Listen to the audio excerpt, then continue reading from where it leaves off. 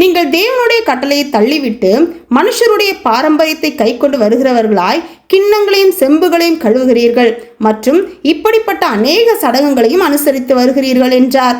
பின்னும் அவர் அவர்களை நோக்கி, நீங்கள் உங்கள் பாரம்பரியத்தை கை கொள்ளும்படிக்கு தேவனுடைய கட்டளைகளை வியர்த்தமாக்கினது நன்றாயிருக்கிறது. எப்படியெனில், உன் தகப்பனையும் உன் தாயையும் கனம் பண்ணுவாயாக என்றும் தகப்பனையாவது தாயையாவது நிந்திக்கிறவன் கொல்லப்பட வேண்டும் என்றும் மோசே சொல்லி இருக்கிறாரே.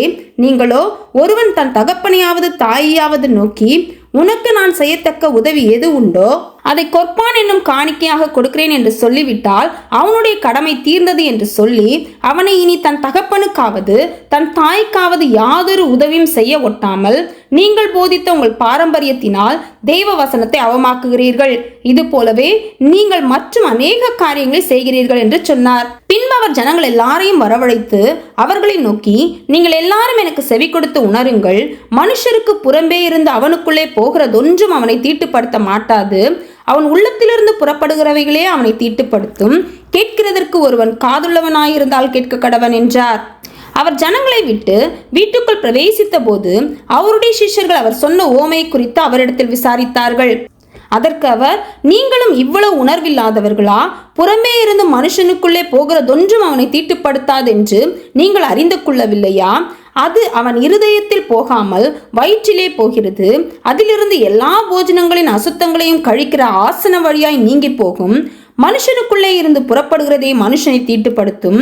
எப்படியெனில், மனுஷனுடைய இருதயத்திற்குள்ளிருந்து பொல்லாத சிந்தனைகளும் விபச்சாரங்களும் வேசித்தனங்களும் கொலைப்பாதகங்களும் களவுகளும் பொருளாசைகளும் துஷ்டத்தனங்களும் கபடும் காமவிகாரமும் வன்கண்ணும் தூஷணமும் பெருமையும் மதிக்கேடும் புறப்பட்டு வரும்.